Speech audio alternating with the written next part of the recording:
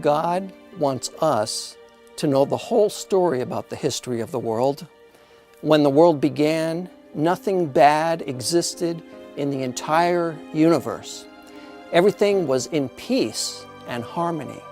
In the Garden of Eden, Adam and Eve experienced the beauty of both internal and external tranquility. But sadly, this would not continue. An event in heaven would have a catastrophic effect on Adam and Eve and the whole world. God wants us to know about this event because we too have been affected by it. In order to understand what took place, we need to return to the subject of angels.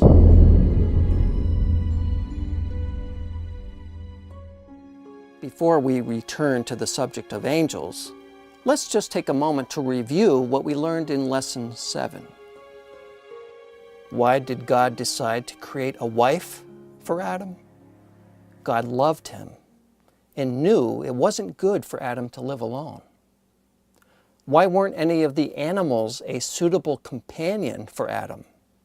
Well, it's because man was created in God's image, but animals were not. Animals were unable to communicate with Adam on the same intellectual and emotional level.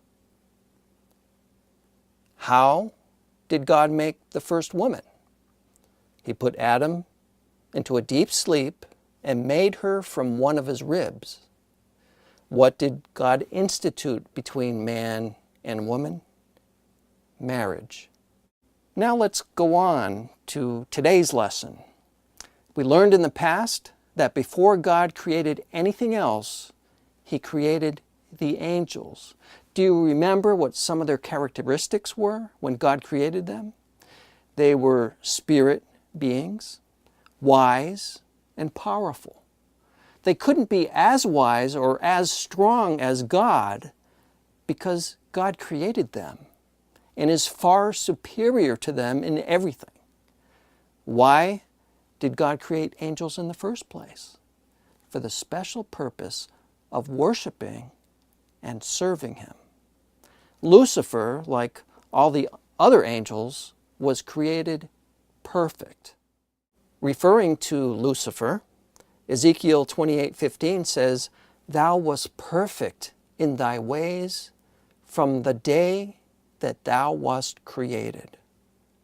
We also learned that God gave an important position to Lucifer. He was to be one of great authority and power over the other angels. Ezekiel 28:14 calls him the anointed cherub that covereth. God appointed Lucifer to the closest position that could be given to a created being, to be near God's throne. But Lucifer became proud and chose to rebel against God. Ezekiel 28:13-15. Thou hast been in Eden, the garden of God. Every precious stone was thy covering, the sardius, topaz, and the diamond, the beryl, the onyx, and the jasper, the sapphire, the emerald, and the carbuncle, and gold. The workmanship of thy tabrets and of thy pipes was prepared in thee in the day that thou wast created. Thou art the anointed cherub that covereth, and I have set thee so. Thou wast upon the holy mountain of God. Thou hast walked up and down in the midst of the stones of fire. Thou wast perfect in thy ways from the day that thou wast created, till iniquity was found in thee. There was no reason for Lucifer's rebellion. He had been honored by God by being given the highest position over all the other angels. He should have obeyed and served God. But Lucifer became very proud of his beauty, his intelligence, his position. Ezekiel 28:17 says, "Thine heart was lifted up because of thy beauty. Thou hast corrupted thy wisdom by reason of thy brightness." Lucifer like all the angels, was created perfect, but with a free will. He could choose whether he would continue to serve God or not. That was his choice. He had free will. Lucifer's rebellion was an act of his will, a conscious choice to oppose God. Lucifer wanted to be like God. He aspired to take over God's place as supreme ruler over all things, forgetting that he was a created being, not equal with God. Isaiah chapter 14, verses 12 through 15. How art thou fallen from heaven, O Lucifer, son of the morning? How art thou cut down to the ground, which didst weaken the nations? For thou hast said in thine heart, I will ascend into heaven. I will exalt my throne above the stars of God. I will sit also upon the mount of the congregation in the sides of the north. I will ascend above the heights of the clouds. I will be like the Most High. Lucifer said, I will ascend into the place of God. I will exalt myself to God's position of authority. I will sit also on God's throne. I will be like the Most High. Lucifer was the first one to do evil.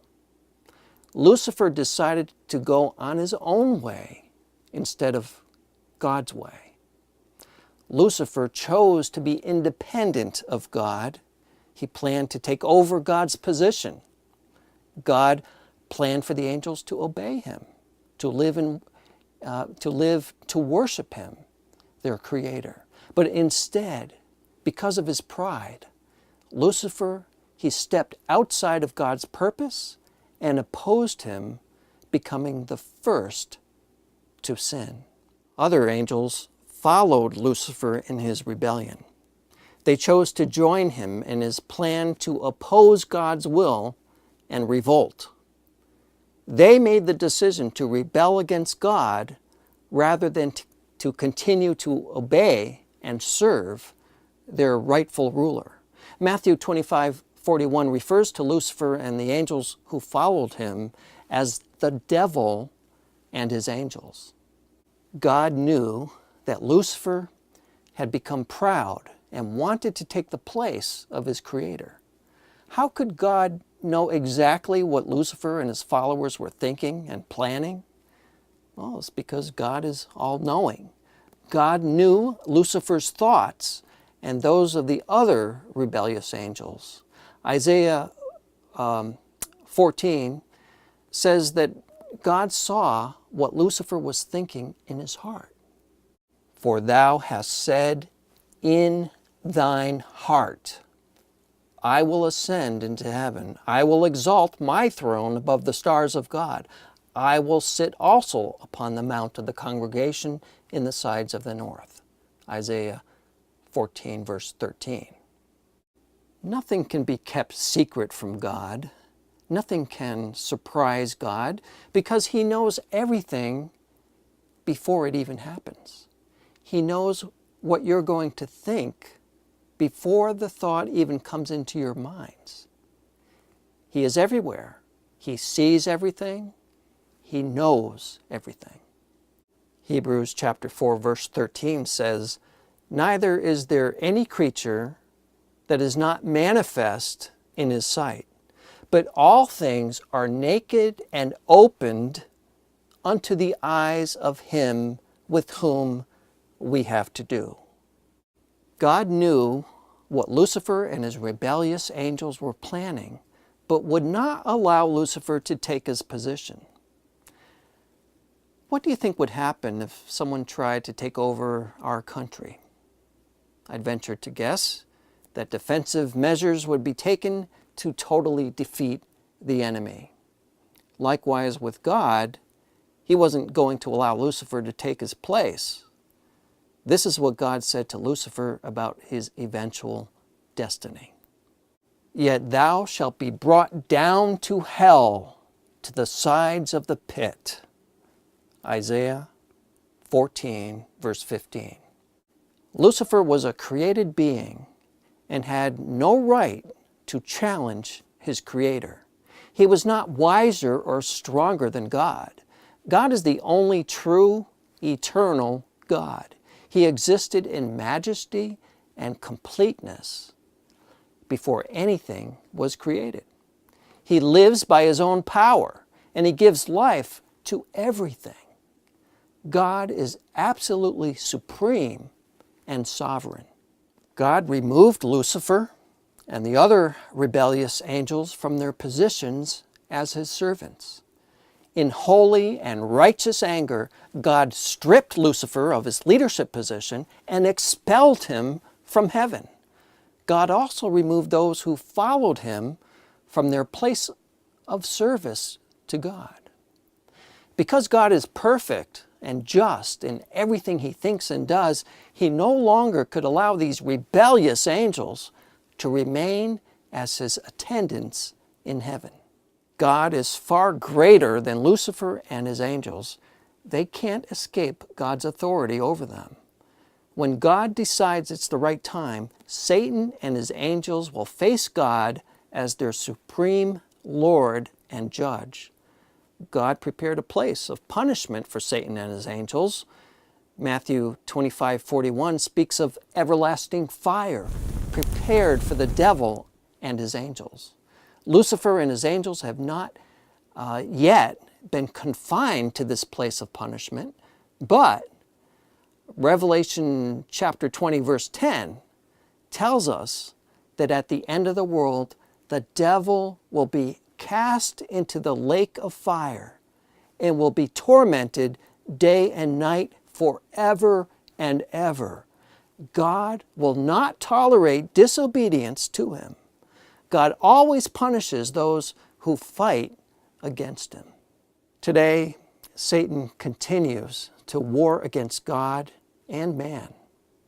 Ever since God removed them from His service, Lucifer and his angels have continued fighting against God and man. Satan is a liar and a deceiver. He hates all people. We can see why Lucifer is also called Satan, which means enemy, adversary, opponent. Satan's angels are called devils, demons, unclean spirits, or evil spirits. Satan carries on his war against God on the earth. In many instances, the Bible records the activity of Satan and his demons here on earth as they try to hinder the work of God. Job chapter 1 and 2 speak of Satan going to and fro on the earth and walking back and forth on it. 1 Peter 5:8 says, "Your adversary the devil, as a roaring lion, walketh about, seeking whom he may devour." We now know about the three main characters of the Bible: God, Satan, and man. As we continue to study, we'll see what Satan did to disrupt the relationship between God and man. Here's where we are on the timeline. We'll pick things up here in the next lesson, Lord willing, of course.